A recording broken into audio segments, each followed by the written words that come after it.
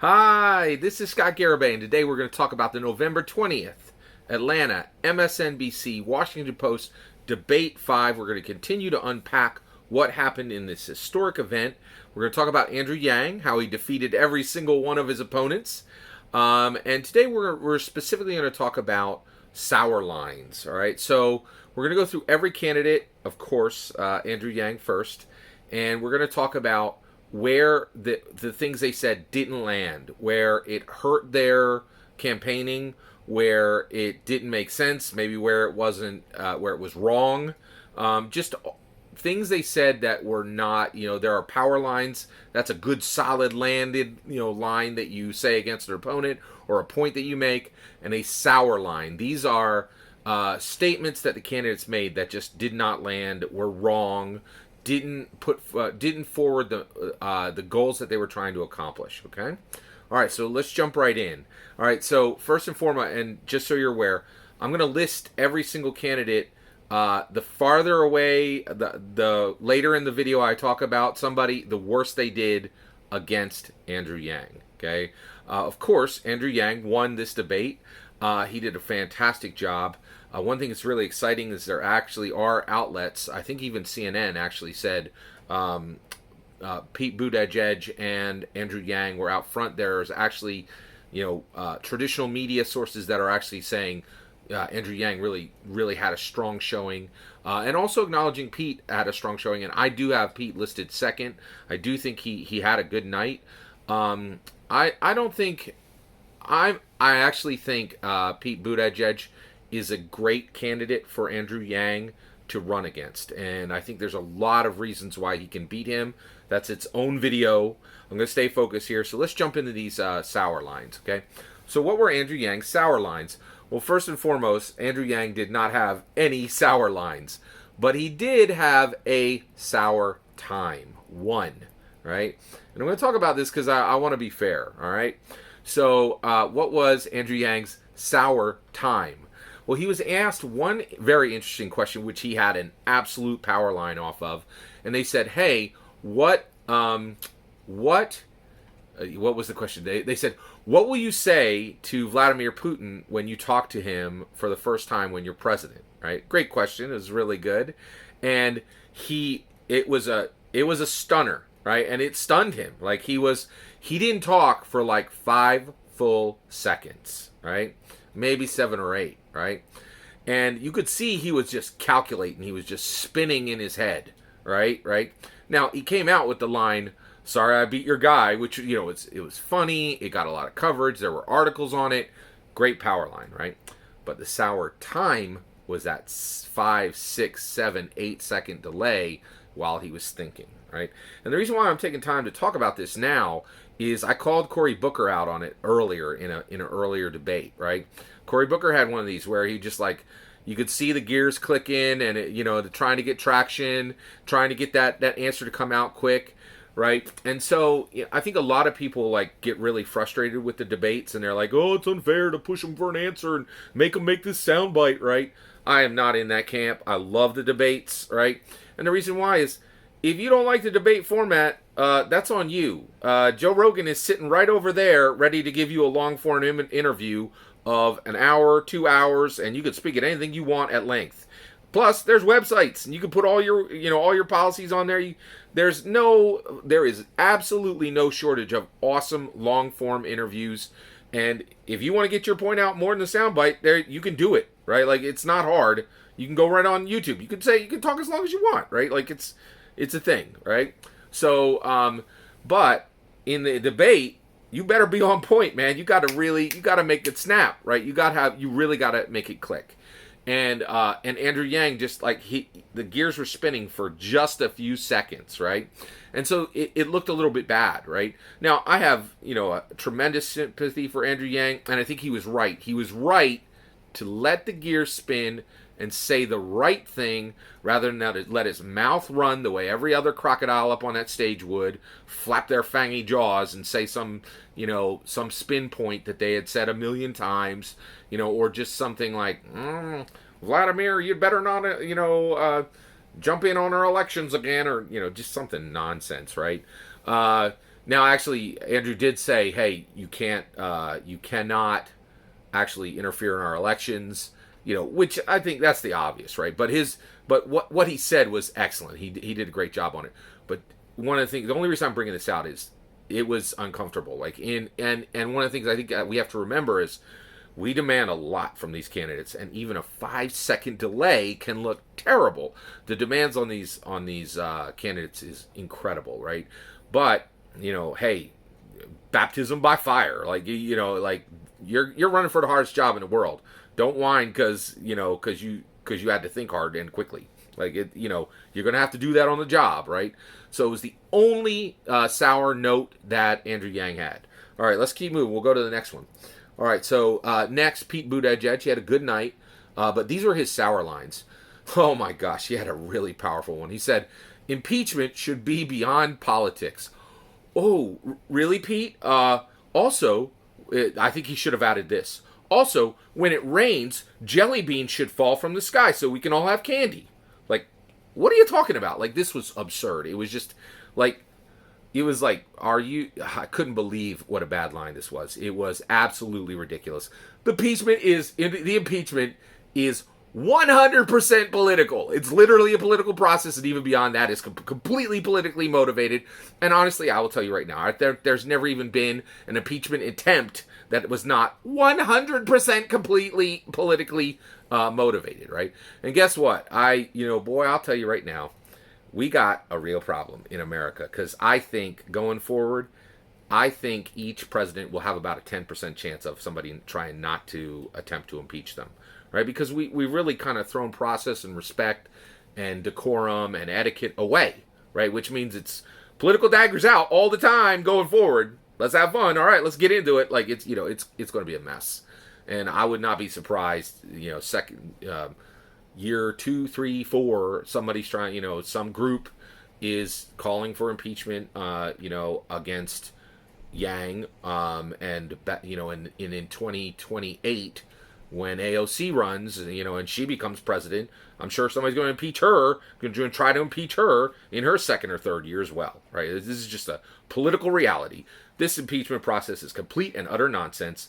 It's stunning. The Democrats are trying to sell you on, you need to be really, really upset that Ukraine didn't get $400 million in military aid. Oh, and by the way, we don't want to give any countries military aid, and we really want to reduce that. So he did exactly what we want. What we want you to elect Democrats for, we want to impeach him for that. It's laughable. It's a complete sideshow. It's a distraction. It's a trap Dems have run into. The impeachment process is utterly absurd and ridiculous. And the only saving grace in all of it is so ridiculously boring, no Americans are paying attention to it. So it looks like it might not go anywhere anyway. I don't think, there's no way they're going to impeach Trump on this. This is a non-starter. It's just like the Mueller report. Complete waste of time.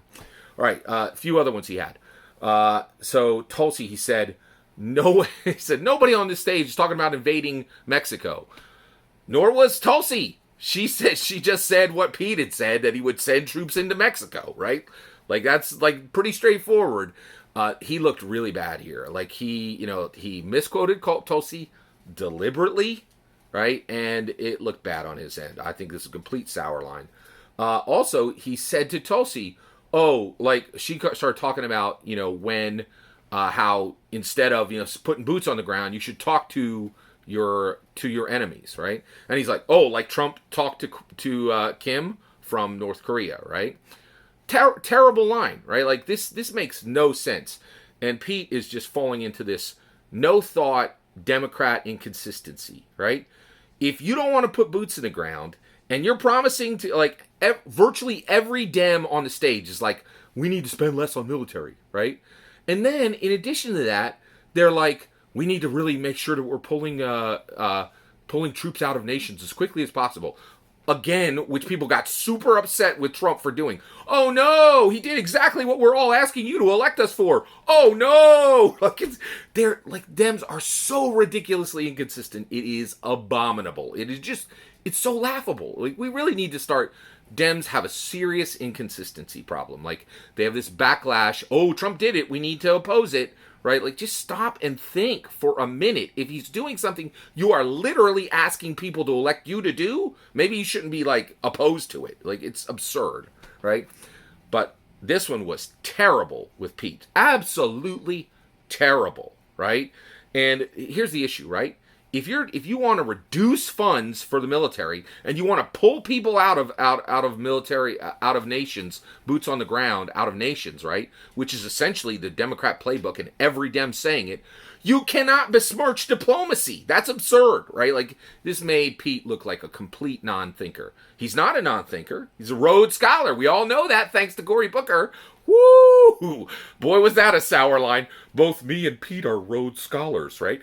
Guess what? Andrew Yang's got 2 Ivy League degrees, sucker. Like, that guy leaves you in the dust when it comes to education. And frankly, Andrew Yang is smarter than Pete Buttigieg and Cory Booker combined times 2, right? Like, he crushes them when it comes to intellect and scholarship and education, right?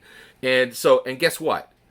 I say this to you guys all the time, that Andrew Yang is double Ivy League. I love it. Most Americans don't. Most Americans do not want coastal elite, highly educated, like, you do not brag about your education, like, when you're in an election. There are cheeseburger eating people who, like, drive big, big pickup trucks, and they're not going to want to hear about your, the sheepskins you got on the wall, right? Like, because a lot of them have been laboring, like, since they were 18 years old. Right? And so it's not a great brag point, right? Like, good Lord, I could not believe how, like, completely unaware that, that Cory Booker was. Like, me and Pete are both Rhodes Scholars. Dude, you are not going to pick up that. You're trying to get elected, not get unelected. Like, not make sure you can't get elected. Outrageous. Like, I couldn't believe how bad it was. So those were Pete's sour lines, and it was also Cory Booker's sour lines. All right, let's move on to Warren. Woo, there's some tough ones, right? So one of the times she actually said billions when she meant millions, right? So she was talking about wealth tax. And you guys can call me on this if I'm wrong, but I think I'm right here. She said that she would tax 2 cents on the dollar for everything over 50 billion. No, she meant 50 million, right? Now here's the tricky part, right? Sorry to do this, Warren, you are part of the septuagenarian trinity, right? I listen to the best political commentators in the world. It is 3 people: John Dickerson, David Plotz, Emily Bazelon, over on Slate. Slate Political Gabfest. If you're not listening to, get on it, because it is amazing, right? Really, really tight, right? And David Plotz this week said, he said, once you're, we have a whole bunch of 70-year-olds who are running, and when it comes to your intellect, there's nowhere to go but down. And he's right? Like, this is just science. Your brain doesn't get better at the age of 70s. And in addition to that, there's a list 20 items long of things that can debilitate your mental capacity, right? Now, absolutely none, not Sanders, not Biden, not Warren, they're all intelligent, they're all sharp, but they're not getting sharper each day. It's going the other direction, right? And so when you have a misstep like this, it goes right to the stereotype of reinforcing it, right? And so young people, they can have a misstep, right? But when you're old and you're trying to, show people that you're dynamic and you're resilient and you're vibrant, you can't have these missteps. It looks bad, right? And it looked bad on her. It looked really bad. David Plotz said it. Nowhere to go but down, right? And that's true. Like, your intellect does not get better when you're 70, going to 71, going to 72, going to 73, going to 74, going to 75, going to 76, going to 78. These aren't numbers we should be talking about when we're saying the hardest job in the world should go to this person. This is absurd, right? These are retirement age people. This is not a good idea. It's not a good idea, right? And like, Warren walked right into it with this sour line, right?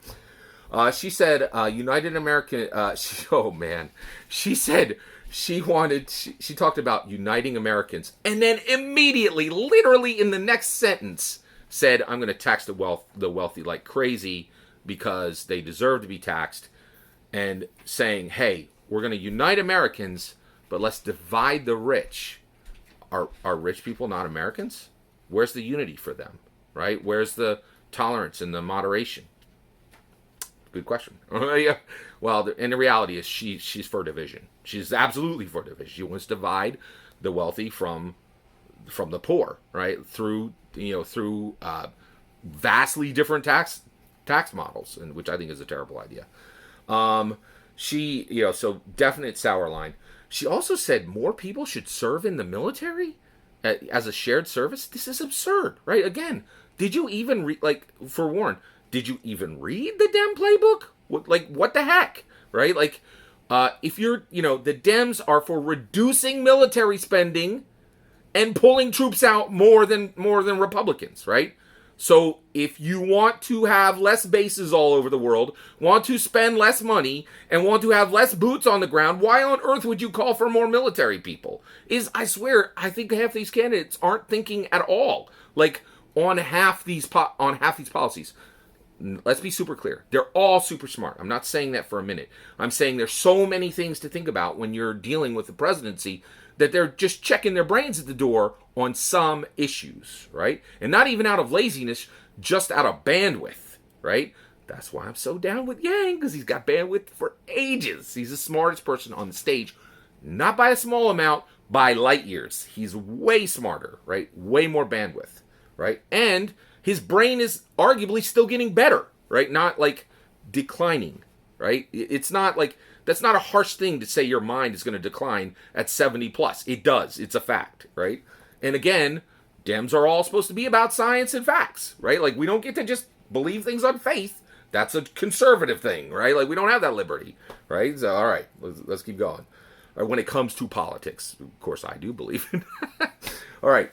You want to hear something crazy? Klobuchar did not have a single sour line. She was on point. I so dig her, man. Booker, we talked about Booker's sour line. He had a few more. He said, oh my gosh, Booker said, we need Canada to show strength to China. What are we possibly going to do with Canada to show strength to China? Deny them maple syrup? What on earth was this statement? Why on earth would America need Canada to show strength to any nation on the planet?